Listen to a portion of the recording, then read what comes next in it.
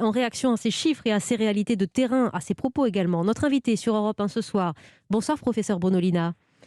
Bonsoir. Vous êtes membre du conseil scientifique et à la tête de l'étude sur la présence et la cartographie du variant anglais dont la progression à ce jour nous inquiète encore. Mais c'est vrai, le disait Marie-Paul Koenig, il y a un certain nombre de situations qui peuvent nous faire entrevoir un mieux.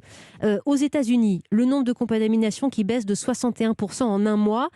Comment expliquez-vous cette situation? Est-ce que vous dites on ne comprend pas ou vous avez des éléments d'explication, professeur Bonolina? Non, c'est très difficile de vous expliquer par A plus B exactement ce qui est en train de se passer. Vous savez bien qu'on vit une situation qui est assez exceptionnelle et assez inédite aussi.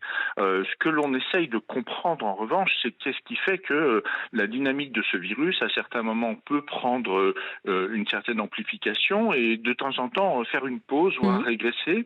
Et on essaye de comprendre quels sont les facteurs qui viennent jouer. Et comme le disait l'ensemble des interlocuteurs, en fait, il y a l'immunité collective qui joue un certain rôle, il y a l'évolution des virus qui joue un certain rôle, il y a beaucoup d'éléments à prendre en compte. Il est clair que la vaccination, même si elle n'a pas encore pris une ampleur importante pouvant faire un impact, elle ajoute une pierre dans notre jardin, plutôt du côté positif, avec l'immunisation collective. Oui. Donc c'est très compliqué de se projeter, c'est très compliqué d'avoir une lecture simple de ce qui se passe.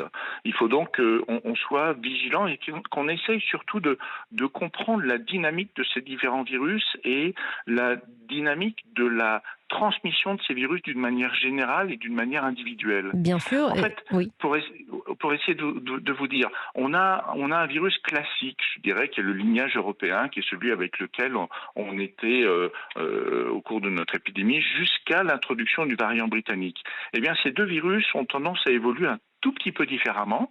Les mesures que l'on a mis en œuvre permettent de contrôler la diffusion du virus européen classique, mais là où on n'est pas sûr, c'est de savoir si elles seront suffisantes pour contrôler la diffusion, éventuellement la prolifération du variant britannique. Donc c'est là où vraiment la question est posée.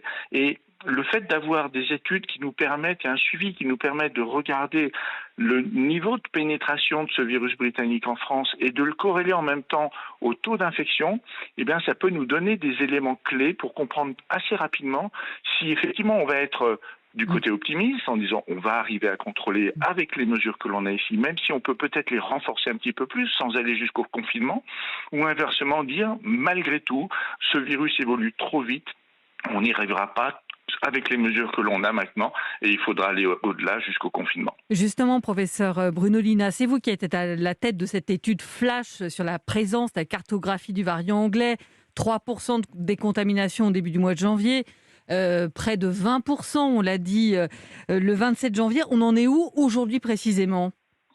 Alors, pour être un peu plus précis, en fait, si vous voulez, le 8 janvier, il y avait 3,3% à l'échelon français de variants britanniques et 7% dans la région de l'Île-de-France, qui était celle qui était la plus touchée.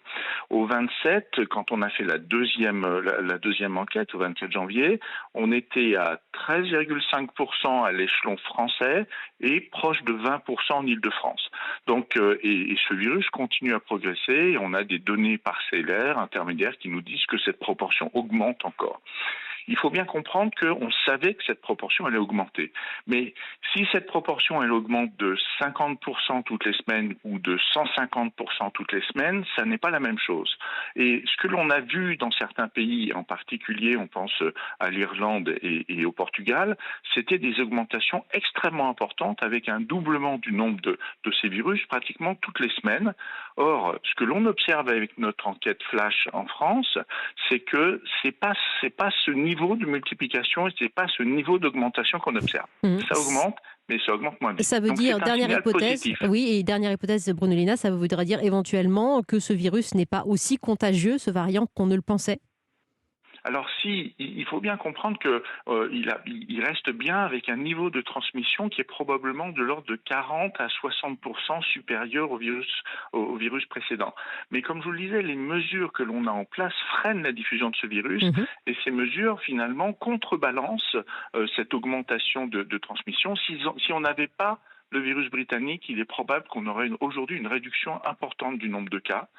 Malheureusement, la situation est compliquée par le virus britannique. Mhm. Il faut qu'on voit si on arrive malgré tout à le contrôler et éviter qu'on ait une reprise épidémique. Mais c'est les quelques jours qui viennent vont nous donner des éléments importants pour comprendre. Eh bien, vous avez été très clair. Merci sur notre antenne Europe 1. Professeur Bruno Lina, membre du conseil scientifique. Merci de votre présence ce soir.